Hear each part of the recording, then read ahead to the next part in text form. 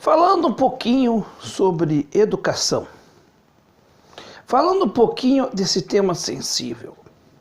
Como eu tinha dito lá atrás, um pouquinho atrás, no vídeo sobre segurança pública, eu agora, ao contrário daquele vídeo em que era a opinião de um cidadão comum, mas que nunca teve ligado diretamente à área da segurança, agora é a minha área de atuação. Então eu vou poder dar pitacos com mais tranquilidade. Para mim há duas coisas que a gente não se discute, que não se fala, inclusive à esquerda. Existe no Brasil um processo chamado alunocracia. Tem uma professora aqui do Rio Grande do Sul, a professora Tânia Escuro, que fala muito bem desse assunto. Pesquisem vídeos dela, tem textos muito bons dessa professora, que eu a conheço pessoalmente, inclusive. E a professora Tânia Escuro faz, já de muito tempo, um trabalho de luta contra a alunocracia. Ou seja, o poder do aluno em tudo na escola, tirando a autoridade do professor. O grande problema da educação pública no Brasil é que os governos sucessivos tiraram o poder de autoridade do professor. Porque se confunde, ideologicamente falando, a questão da autoridade com autoritarismo. Um bom professor não é um professor que seja permissivo, legal, que fale a língua dos alunos somente. Ele tem que ser um gestor de pessoas, ele tem que estar no comando e ele tem que ter autoridade.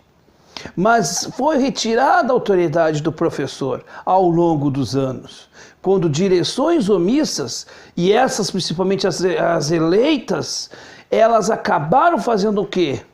Para agradar os pais, para agradar a comunidade, elas acabaram tirando a autoridade dos professores. E o mais grave disto, para agradar os pais e aqueles que estão em volta, eles atacam os professores como se o professor é que fosse errado, passando a mão na cabeça dos alunos. E eu trabalhei numa escola que a vice-diretora dizia assim: mas Noé, tu tem que entender a realidade dos alunos. Um dia eu cheguei para ela e disse assim: minha filha, aqui, vem cá, eu não sou formado em ciências sociais, eu não sou um assistente social. Se os meus alunos têm problemas sociais, o Estado que trate de resolver esses problemas. A minha função não é tratar de problemas sociais do bairro. A minha função é ensinar os meus alunos. E foi tirado isso dos alunos, dos professores. E hoje as escolas se tornaram verdadeiros crechários. Crechários a céu aberto, onde os pais depositam os alunos ali. E simplesmente a qualidade caiu. Por quê? Porque sempre se mede pelo baixo nível. Certa ocasião, eu recém tinha iniciado minha carreira e eu fiz uma prova, um trabalhinho lá, com um grauzinho de dificuldade um pouco maior. Aí a vice-diretora, formada em educação física, pega lá, né, o negócio. Pois é, né? Essa prova tá padrão Universidade Federal do Rio Grande do Sul, né? Tá muito difícil para os alunos. Olhei para ela e disse: quem és tu para falar do meu padrão? Não, é porque eles, né, tu tem que facilitar um pouquinho para ajudar. Facilitar por quê? Aí a gente foi facilitando, e hoje o nível de conhecimento da escola pública decaiu. Decaiu por quê? Porque hoje a escola é idiotizante. Hoje a escola, ela não te dá condições, subsídios para fazer tu pensar. Por quê? Porque se foi botando para o nível abaixo, todo mundo no mesmo nível. E aí não pode se fazer uma prova com um certo grau de dificuldade, porque isso vai traumatizar a criança. Não pode chamar a atenção do aluno, porque isso vai ofendê-la. Mas pode o professor apanhar, levar soco, ser ofendido pessoalmente e ser ameaçado, como já foi o caso uma vez de uma mãe. Isso no meu primeiro ano de magistério, uma mãe pegou e apontou dentro da minha cara. E eu disse para ela, a senhora vire esse dedo para baixo, porque a senhora não está lidando com ninguém mais do que eu. Me respeite, eu sou um professor, eu exijo respeito da sua parte. Eu peço para você baixar esse dedo. E ela... Aí eu disse para ela, que belo exemplo a senhora, hein? Ela veio, porque eu também tenho, né, um porte, né, um pouco alto. Eu me impus. E aí eu disse para ela, parabéns. A sua filha colou numa prova, burlou a regra e a senhora está aí parabenizando a sua filha por ela ter roubado, ter burlado a regra do jogo. Né? Quer dizer que a sua filha vai lá, não estuda, cola, eu retiro a prova e às vezes a senhora chegar em casa e dar aquilo que uma mãe tem que dar para uma filha que não estuda ou para um filho, a senhora vem aqui para me ofender. Que bela mãe que a senhora está sendo, que belo exemplo ela está tendo em casa. E aí a mulher começou a chorar. E aí se debulhou, né? E ela chegou e disse assim, eu não sei mais o que eu vou fazer. Eu olhei para ela, eu tinha 25 anos, eu disse para ela, minha filha, se eu com 25 anos não sei o que eu vou fazer, é eu que tenho que ensinar a senhora a fazer com a sua filha? Isso é papel seu. Então, enquanto a sociedade não delegar à família, o papel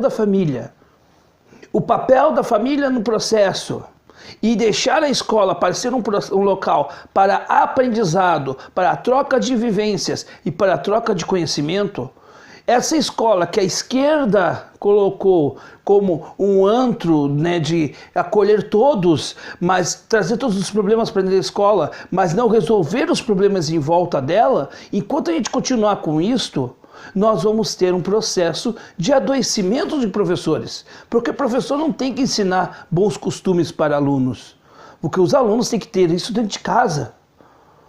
E nós estamos fazendo a via de professor, de psiquiatra, de médico, de advogado, mas menos sendo aquilo que a gente é pago, ou mal pago, que é ser professor.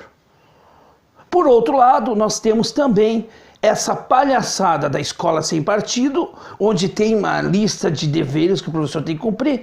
Eu acho que deveria ter essa lista de deveres também para os deputados do PSL. Primeiramente, não mentir devia ser o primeiro item deles, porque eles mentem pra caramba.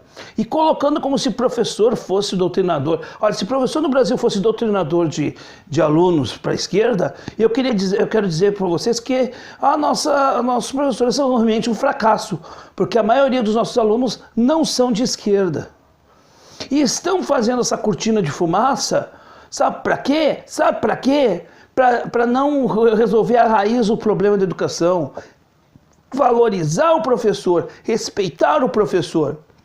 Mas aí vai lá o Jair Bolsonaro dizer que tem que, né, que se tem um professor qualquer coisa, denunciar para ele. Porque a fala do aluno tem mais valor que a fala de um professor.